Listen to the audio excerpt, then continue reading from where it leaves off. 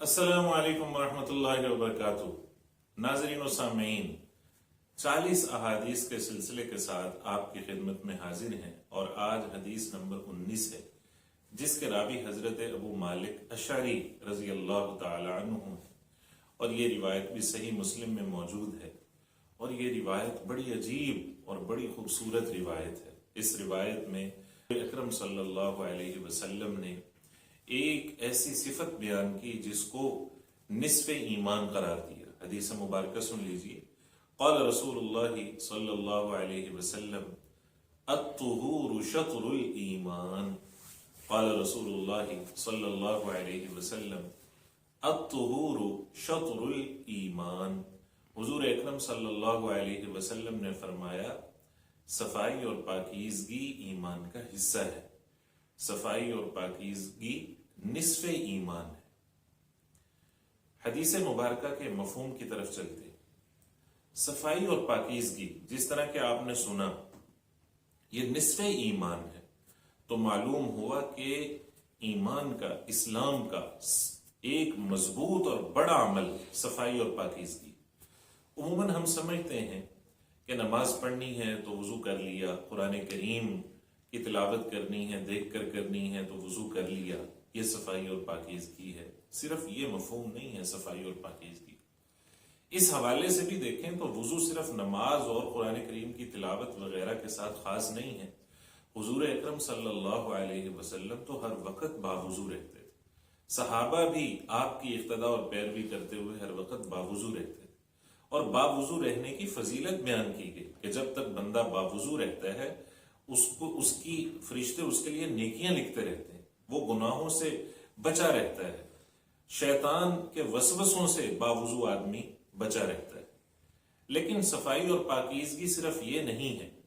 सफाई और पाकीज़गी के लिए दीन इस्लाम की वाज़ेह और जामे मालूमात हैं।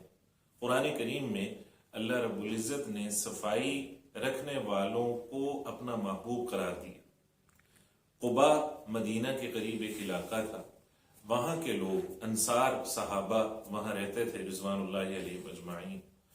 खूब सफाई सुथराई उनका शेवा था। तो कुरान करीम में उनकी तारीफ की गई कि फीहि रिजालुन युहिब्बून अन यततहहरू, कि इस इलाका में ऐसे लोग रहते हैं जो पसंद करते हैं सफाई सुथराई को, और अल्लाह ताला पसंद करते हैं वल्लाहु युहिब्बुल मुत्ताहिरीन, सफाई सुथराई करने वालों। इस आयत से मालूम हुआ कि अल्लाह ताला को भी साफ सुथरा रहने वाला मोमिन पसंद है।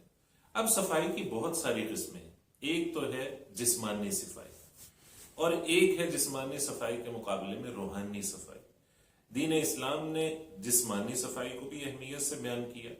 जिस्मानी सफाई में फिर एक है जाहिरी सफाई, जिस्म पर गंदगी है, बदन पर गंदगी है, कपड़े पर गंदगी है, घर में गंदगी है, गली मोहल्ला में गंदगी है, चक में गंदगी है, अपनी सोसाइटी में गंदगी है, हत्ता के जहां जहां हम रहते हैं जिस मुल्क में गंदगी है, इसको साफ किया जाए, इसकी तालीमात है।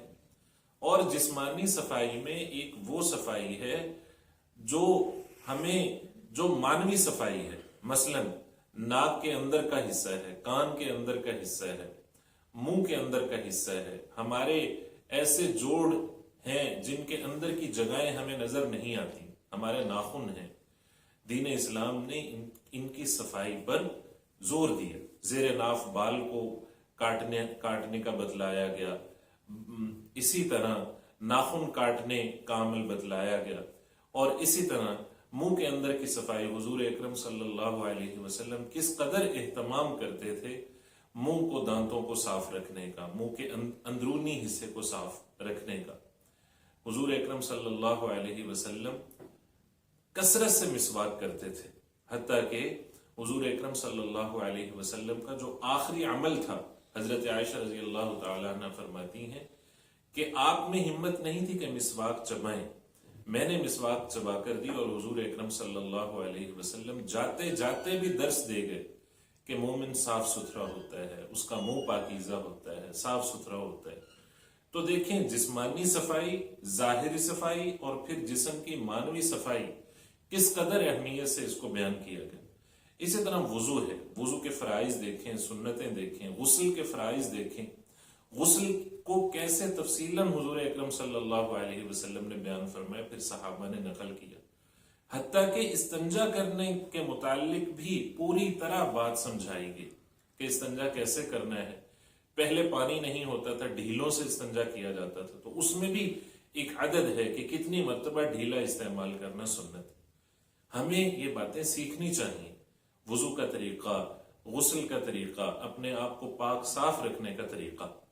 پھر صرف جسمانی صفائی کو اسلام نے بیان نہیں کیا، دوسری طرف روحانی صفائی کو بھی بیان کیا کہ انسان کی زبان بھی صاف ہو، وہ جھوٹ نہ بولے، غیبت نہ کرے، گالم گلوچ نہ کرے، دوسرے کے ساتھ اپنی زبان سے زیادتی نہ کرے، اس کا دل صاف ہو، دل میں دوسروں کے لیے حسد نہ ہو، کینہ نہ ہو، میل کچیل نہ ہو، اس کا دماغ صاف ہو کہ دماغ میں اچھے خیالات ہوں، اللہ کا حق اور مخلوق کا حق پورا کرنے کے جذبات ہوں۔ یوں روحانی صفائی کا بھی مسلمان کو پابند کیا گیا، روحانی صفائی پر ظاہری صفائی سے بھی زیادہ زور دیا گیا۔